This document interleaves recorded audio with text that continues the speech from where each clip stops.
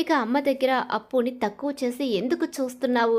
అసలు నిన్ను కాదు, నీ మాటలు నమ్మి నా భార్యని అవమానిస్తున్న అమ్మని అనాలి అని చెప్పేసి అంటూ ఉండగానే, సరే ఇదంతా ఎందుకు, మీరు ఇక్కడ ఉండిపోండి, ఈ చిన్న చిన్న సమస్యలన్నీ వస్తూ ఉంటాయి పోతూ ఉంటాయి అని చెప్పేసి అంటూ ఉండగానే, లేదు మేము వెళతామని చెప్పేసి పైకి వెళ్ళి డ్రెస్సులు మార్చుకుని కిందికి వచ్చేస్తారు.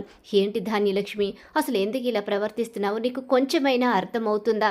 తను నీకు కన్న కొడుకు, నిజంగా నీ కన్న కొడుకే కదా అని చెప్పి అడిగేసరికి, అత్తయ్య గారు అత్తయ్యనే మాట్లాడుతున్నాను, వాడు నీ కన్న కొడుకు అయినప్పుడు నీ కొడుకు ఇష్టపడి పెళ్లి చేసుకున్న అమ్మాయి మరి నీ కోడలే అవుతుంది కదా, తన మీద ఎందుకు అంత ద్వేషాన్ని పెంచుకుని తనని అవమానించి ఇంట్లోంచి బయటకు గెంటేయాలని ప్రయత్నించావు? నువ్వు చేస్తున్న ప్రతి పని చూడలేదు అనుకుంటున్నావా? ఈ రుద్రాని నువ్వు కలిసి ఇద్దరు అప్పుని అవమానించడం చూస్తూనే ఉన్నాం. అప్పు అడుగడుగున అవమానాలు ఎదుర్కొంటూనే ఉంది. కానీ మనసు నిండా బాధని పెట్టుకున్న కళ్యాణ్కి మాటిచ్చినట్టుంది. అందుకే మౌనంగా నిలబడిపోయింది.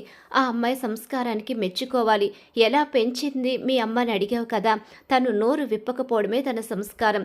నోరు విప్పి ఒక మాట మాట్లాడి అప్పట్లా నీకు సమాధానం చెప్తే నీవు మొహం తీసుకువెళ్ళి ఎక్కడ పెట్టుకునేదానివో నీకే తెలియదు. ఎదుటి వాళ్ళ మాటలు ఇన్ఫ్లుయెన్స్ అయ్యి మన జీవితాల్ని, మన బిడ్డల జీవితాల్ని నాశనం చేసుకోకూడదు. ఆలోచించుకో ధాన్యలక్ష్మి, ఇదే నీకు ఆఖరి అవకాశం. వాడు మళ్ళీ ఇంట్లో కూడా అడుగు పెట్టడు అని చెప్పేసి ఇక ఇంద్రాణి అంటుంది, అమ్మ ధాన్యలక్ష్మి, ఎప్పుడూ కూడా నువ్వు ఆలోచించి మాట్లాడేదానివి, కానీ ఈ మధ్య కాలంలో నీ ప్రవర్తనలో చాలా మార్పు కనిపిస్తుంది. అలా మారి నీ కొడుకుని నువ్వు దూరం చేసుకుంటే రేపు భవిష్యత్తులో చాలా బాధపడతావు. ఇక అప్పు కూడా మంచిదే కదా, తను కావ్య చెల్లెలు అంటే తప్పకుండా తనకి సంస్కారం అన్నీ తెలుసు, అన్నీ నేర్చుకుంటుంది. అత్తగారిగా నువ్వు నేర్పిస్తే తను నీలా మారుతుంది. అంతేకాని తనని ద్వేషించి దూరం పెడితే నీ పెద్దరికానికి విలువేముంటుంది అని చెప్పేసి ఇక సీతారామయ్య అంటూ ఉంటాడు. ధాన్యలక్ష్మి, మామయ్య గారు ఎప్పుడు నీ దగ్గర ఏమీ చెప్పలేదు, ఇప్పుడు ఇలా చెప్తున్నారు అంటే అర్థం చేసుకో ధాన్యలక్ష్మి.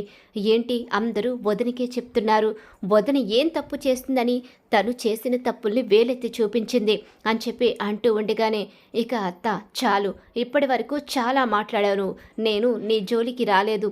వాళ్ళిద్దరూ తల్లి కొడుకులు, అలాగే వాళ్ళు అత్తా కోడళ్ళు, వాళ్ళ మధ్య నువ్వు రావడమేంటి? అసలు ఎందుకు అలా మాట్లాడుతున్నావు? ధాన్యలక్ష్మి పిన్ని ఎంత మంచిదో నాకు తెలుసు.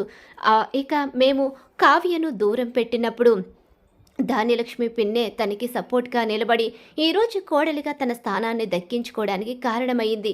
అలాంటిది తన కోడల్ని అవమానించి బాధ పెడుతుంది అంటే నీ మాటలు కారణంగానే. తన మనసు మంచిది, ఆ మనసు లోతుల్లోకి వెళ్ళి చూస్తే తప్పకుండా ప్రేమ తెలుస్తుంది. ఏదో కళ్యాణ్ మీద ఉన్న ప్రేమ, ఇక అప్పు తనని కాదని పెళ్లి చేసుకుంది అన్న కోపం, ఇవన్నీ కూడా తనకి ద్వేషంగా మారే.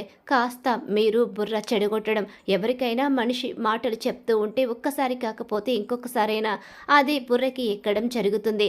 అప్పుడు అది ఇక మనపై ప్రభావాన్ని చూపిస్తుంది.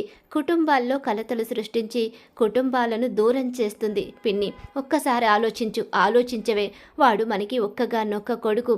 జీవితంలో రేపొద్దున్న భవిష్యత్తులో వాడి మీదే ఆధారపడి బ్రతకాలి. ఆస్తులు అంతస్తులు ఉన్న కన్న కొడుకు ఉన్న సాటి రాదు. వాడు మన పక్కన లేకపోతే మన జీవితం ఒంటరి బ్రతుకు అయిపోతుంది. ఎందరు ఉన్నా కన్న కొడుకు అలాగే కోడలు మన పక్కన ఉండాలి. అప్పుడే మన జీవితానికి సార్థకత, మనకి పెద్దరికంగా గౌరవం ఉంటుందని చెప్పి అందరూ నానా రకాలుగా నచ్చ చెప్తారు. ఇక ఈలోగా ఎందుకు వదిన, వీళ్ళ మాటలు అలానే ఉంటాయి, వీళ్ళు ఎవరి గురించైనా అలానే చెప్తారు, తప్పు చేసినా ఒప్పు చేసినా క్షమించాలి అని చెప్పి చెప్తూ ఉంటారు. అందుకే అలాంటి వాళ్ళ మాటలు నమ్మనవసరం లేదు, నీ మనసుకి ఏది నచ్చితే అది చెయ్యి అని చెప్పి అనేసరికి ఇక అపర్ణ రుద్రాణి చెంప పగలగొడుతుంది. ఈలోగా ఇక ధాన్యలక్ష్మి అయితే కన్నీళ్లు పెట్టుకుంటూ ఉంటుంది.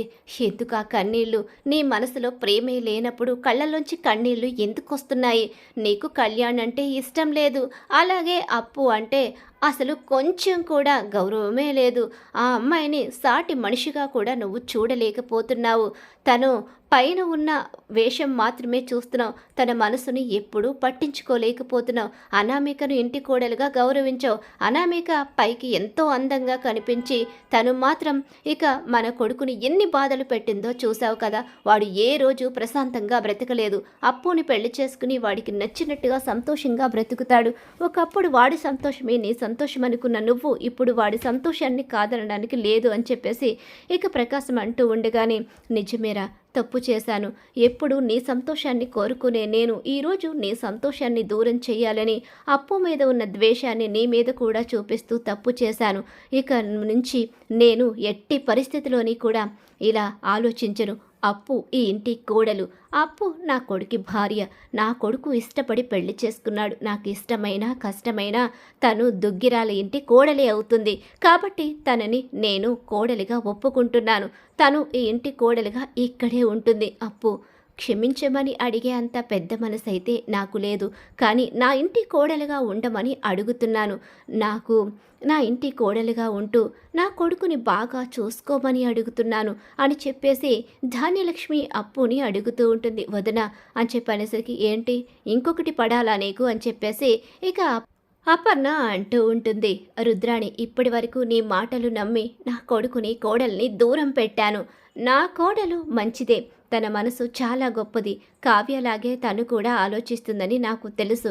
కాకపోతే నీ మాటలు విని వాళ్ళను అపార్థం చేసుకున్నాను. ఇక నుంచి నా కొడుకు కోడలు ఇక్కడే ఉంటారు. అది కాదు, నాకు తెలుసు నా కొడుకు కోడలు ఇక్కడుంటే ఇక రాజు ఆఫీస్కి వెళ్తాడు. రాజు ఆఫీస్కి వెళ్తే నీ కొడుక్కి ఆఫీసులో ఎలాంటి అధికారం దక్కదని నువ్వు కావాలనే ఇలా చేస్తున్నావని నాకు అర్థమవుతుంది. అందుకనే నేను నా కోడల్ని కొడుకుని వదులుకోవడానికి సిద్ధంగా లేను. వాళ్ళిద్దరూ ఇక్కడే ఉంటారు. వాళ్ళు ఈ ఇంటి బిడ్డలు. ఈ ఇంట్లో వాళ్లకు పూర్తి హక్కులున్నాయి. ఒకవేళ వాళ్ళు ఉండడం నీకు ఇష్టం లేదు అనుకుంటే నిరభ్యంతరంగా నువ్వు వెళ్ళిపోవచ్చు ఇంట్లోంచి అంటూ ధాన్యలక్ష్మి చివరి నిమిషంలో రుద్రానికి దిమ్మ తిరిగే షాక్ అయితే ఇస్తుంది.